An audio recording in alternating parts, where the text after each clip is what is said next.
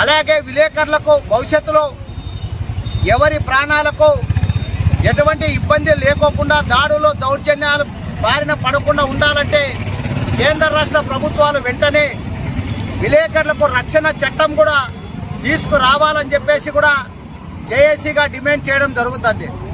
మరి జగన్మోహన్ రెడ్డినే కాదు, గతంలో కూడా అనేక మంది విలేకరులపై భౌతిక దాడులు చేయడం ఒక రకమైతే ఏకంగా కిరాతకంగా చంపడం మరో రకం. మరి ఎందుకు ఈ రకంగా జరుగుతుంది అంటే సమాజంలోని అసమానతలు, అన్యాయాలు, దౌర్జన్యాలని వాస్తవ రూపంలోకి వెలుగులోకి తేవడమే వీరికి శాపమా? విలేకరులకు ఎవరికి కూడా వ్యక్తిగత శత్రుత్వాలు కానీ ద్వేషాలు కానీ ఎక్కడా ఉండవు. కేవలం వాళ్ళ విధి నిర్వహణలో వాస్తవాలను బాహ్య ప్రపంచానికి తెలియజేయడంలో భాగంగానే ఇలాంటి హత్యలు జరగడం అనేది కూడా చాలా బాధాకరం. మరి ఇప్పటికైనా కేంద్ర రాష్ట్ర ప్రభుత్వాలు గమనించి గతంలో మేము డిమాండ్ చేసిన సందర్భంగానే ఈరోజు కూడా విలేకరులకు ప్రత్యేక రక్షణ చట్టం కూడా తీసుకురావాలని చెప్పేసి కూడా డిమాండ్ చేస్తున్నాం.